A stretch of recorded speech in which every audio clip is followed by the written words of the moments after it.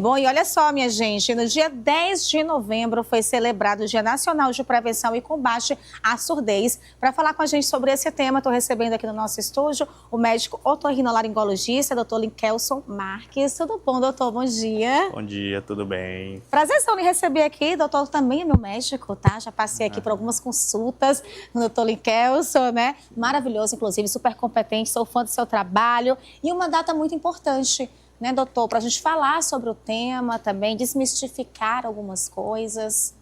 Bom, é uma data importante porque esse combate à surdez, pelo ambiente, essa angústia que nós presenciamos muito no dia a dia, sobre a exposição, fones de ouvido, sons de carro, marketing, e todo esse ambiente faz com que nossa exposição contínua pode ter momentos prejudiciais que podem ser transitórios ou mesmo permanentes. Então, nós temos que verificar a nossa saúde auditiva, logo porque ela também tem sua devida importância.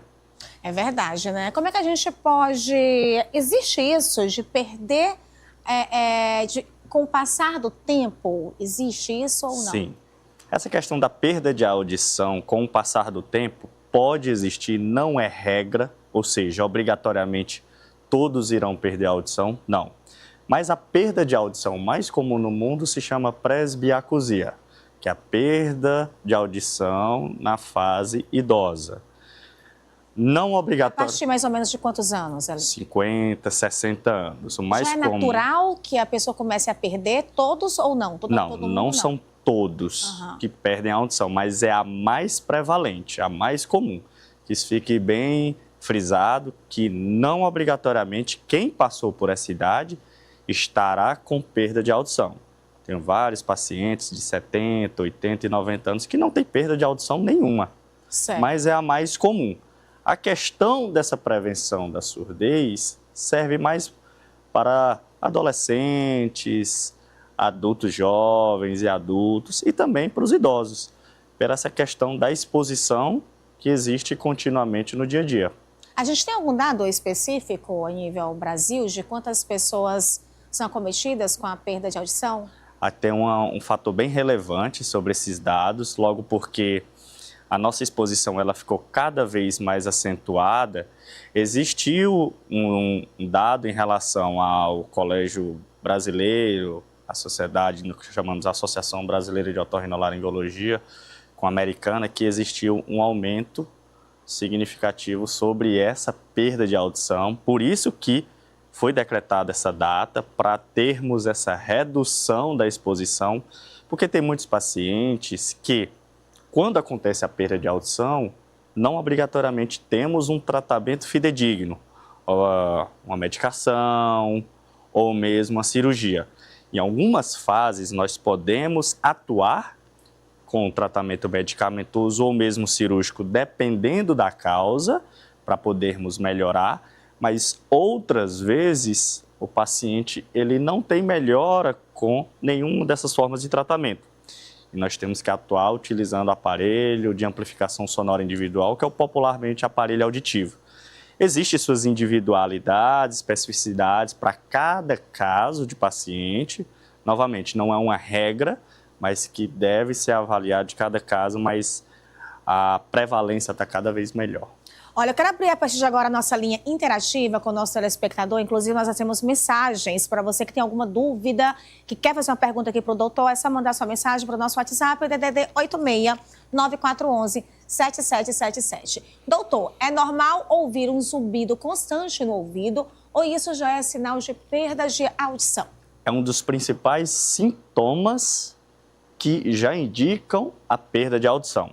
O zumbido é uma sensação sonora que pode ser de forma externa, subjetiva, que só o paciente mesmo sente, ou mesmo objetiva, que as outras pessoas ao redor sentem. Mas é um sintoma que deve ser avaliado.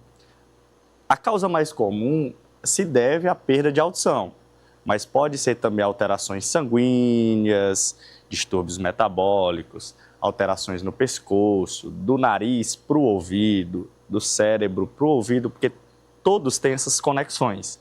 em ter relações. Mas o zumbido, se ele não melhora com o decorrer de horas ou dias, deve ser investigado e o quanto antes para podermos sanar esse problema.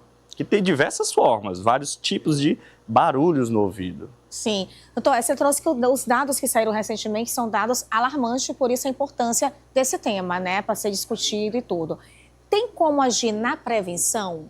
Se sim, como? Sim, temos, primeira coisa, puxando um gancho da pergunta do próprio ouvinte, e nós temos que, primeiro, atividade física é importante, boa alimentação. A gente pensa que só serve para o nosso perca de peso e tudo. Não, é importante para melhorar o nosso dia a dia e a saúde auditiva, até prevenindo zumbidos através dessa via metabólica, sanguínea. Mas a nossa exposição auditiva ela é muito importante. Nós temos uma tolerabilidade sobre a questão da nossa exposição auditiva. Claro que tem muitas pessoas que são expostas a festas, eventos, gostam de um som um pouco alto, enfim. Mas nós temos que ter esse cuidado a mais pela questão da célula auditiva ela ser muito sensível. Ou seja, nós temos que ter uma redução importante da nossa exposição, poucas horas no dia. Quando nós estivermos em um evento, fazer o máximo para não ficar de frente ou muito próximo da caixa de som. Tem fones de ouvido que ainda não tem marco regulatório sobre o decibéis e que nós temos que fazer, escutar com um volume menor. Eu sei que muitas vezes são algo que nós menosprezamos, mas tanto que tem essa data hoje, que é importante, mas que tem, os pacientes eles estão cada vez tendo essa alteração da saúde auditiva e por isso temos que fazer essa vigilância e tomar cuidado nesse controle. A gente tem mais perguntas direto da internet, aqui dos nossos telespectadores na tela, vamos acompanhar.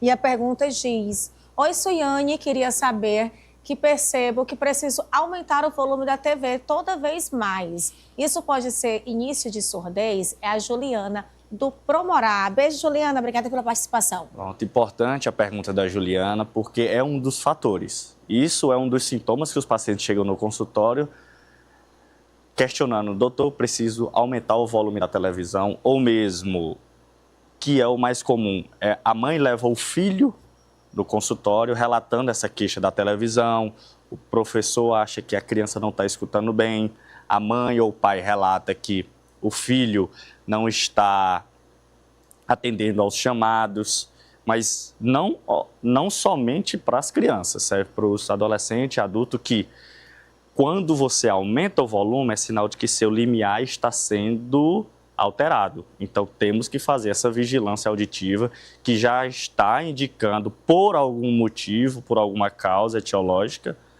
o problema auditivo.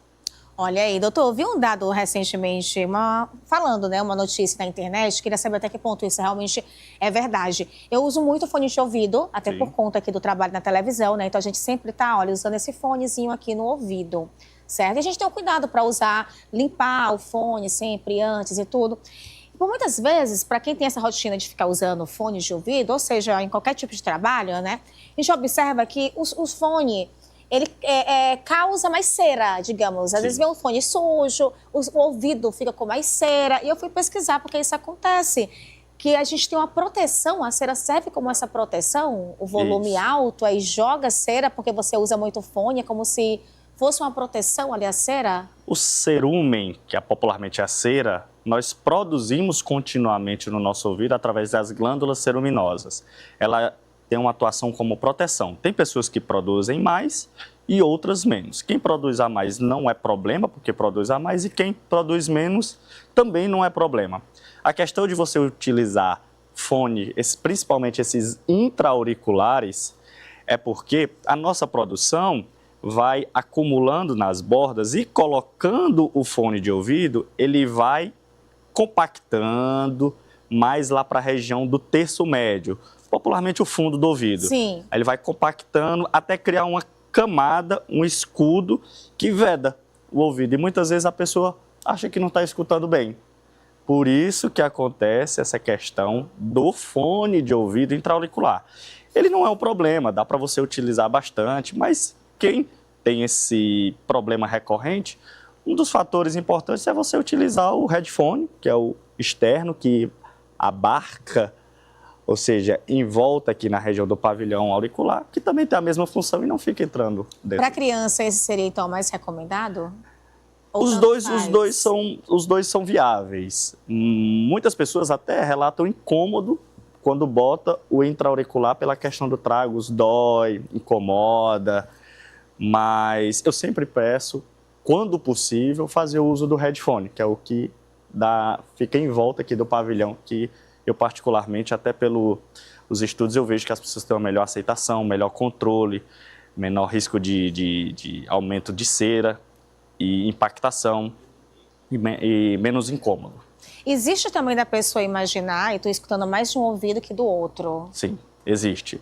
Pode ser pela própria cera, tá obliterando o ouvido, mas também pode ser por perda auditiva. Existe a perda auditiva unilateral, somente de ouvido, mas pode ter a bilateral. E temos que fazer essa investigação. Lembrando que o ouvido não só essa parte externa, o pavilhão e essa entradinha que é o buraco, que é um meato acústico externo. Nós temos mais 2 ouvidos para dentro, que são o ouvido médio e o ouvido interno, que não conseguimos ver no exame físico, o otorrinolaringologista, que temos que lançar mão de alguns exames ou de imagem ou exames complementares para poder ver. Mas perda auditiva, que ela passa de 48 a 72 horas e não está melhorando por conta própria, que chamamos, tem que fazer essa avaliação. E, doutor, existe uma crença de que colocar álcool no ouvido tira a água da piscina. Sim. É algo que vem dos nossos pais, isso. Sim. E isso até que ponto é verdade? Isso pode também causar perda auditiva ou não tem nada a ver? A questão, isso é uma maneira popularmente e culturalmente utilizada para poder tentar, porque a água ela cria uma tensão superficial dentro do meato acústico e termina vedando e fica abafando. Quando você coloca o ouvido, a célula auditiva ela é muito sensível. O álcool ele termina dentro do meato acústico, ele faz microfissuras e terminam, vamos dizer, queima um pouco de forma leve. Muitas pessoas não sentem nada, mas tem pessoas que terminam colocando de forma um pouquinho a mais, que termina dando problema e perde a audição, logo porque você não sabe como é que está o ouvido por dentro. Sim. E muitas vezes até a membraninha está um pouquinho perfurada ou inflamada. Tem muitos pacientes que já colocaram álcool no ouvido e foi no consultório, que é uma dor extrema. Caramba. E você tem que fazer um tratamento. Então não é recomendado? Eu particularmente não recomendo. Se você quer, por exemplo, tomou banho de piscina, mar, você fechou o ouvido, você coloca o ouvido para baixo, mexe bem, não precisa bater aqui ou ficar pulando, você mexe bem o ouvido de forma para cima, para baixo, fica rodando por minutos. Muitas vezes meus pacientes já melhoram. Agora, claro que se ficar persistindo, muitas vezes é um cerume que descolou da parede e impactou, ou mesmo inflamou e precisa fazer o tratamento. Eita, meu Deus, imaginei a mãe, imaginando o menino pulando, tem com a cabeça assim, ó, na beira da piscina. Mas, ó, muito bom desmistificar isso, né? Só pra gente encerrar, Sim. O cotonete, a gente pode tirar mesmo a cera? Tem controvérsias em relação a isso, né? Isso é a maior problemática existente hoje, porque é uma forma também cultural. As pessoas utilizam muito o cotonete, que é a hastezinha com a ponta de algodão, e que você termina impactando o ouvido. Entenda uma coisa, o cotonete, ele não é um formato de gancho. O conduto, ou meato acústico externo, ele tem um formato cilíndrico, tem um pouquinho de algumas voltas, mas quando colocamos dentro do meato acústico, o que acontece? Quando removemos, ele termina saindo um pouquinho de cerume, mas ele empurra mais lá para dentro. É difícil ele tocar no cerume e trazer. Pode até sair um pouquinho, mas muitas pessoas fazem empurrar mais, termina perfurando a membrana timpânica. A pele do ouvido é uma das 3 mais finas do corpo humano, ela termina rasgando na borda lateral, termina inflamando. E tem até caixa de cotonete hoje que coloca, de haste de algodão, porque cotonete é uma marca, que já coloca assim, não usar em ouvidos. Caramba, mas vende, mas tá no termina mercado. vendendo, né? Então, eu sempre recomendo fazer só a limpeza do pavilhão auricular, que é aqui todas essas reentrâncias, entendeu? E até um pouquinho na entrada, mas com fralda, pano ou lenço umedecido, entendeu? E não colocar nada no ouvido. O cotonete, dedo, mulheres principalmente, porque tem a unha grande que termina por cortando o ouvido, mas tem gente que bota grampo, chave, pena de galinha e termina dando um problema muito grande para o ouvido e que pode até ocasionar perda de audição, que pode virar até ser permanente. É isso, que conversa agradável, viu? Muito obrigada pelos esclarecimentos, doutor. Obrigadão, papo muito bom. Obrigadão, de verdade. Agradeço, espero que tenha tirado a dúvida da população. Foi muito bom, viu? Esse foi o nosso quadro Saúde em Dia.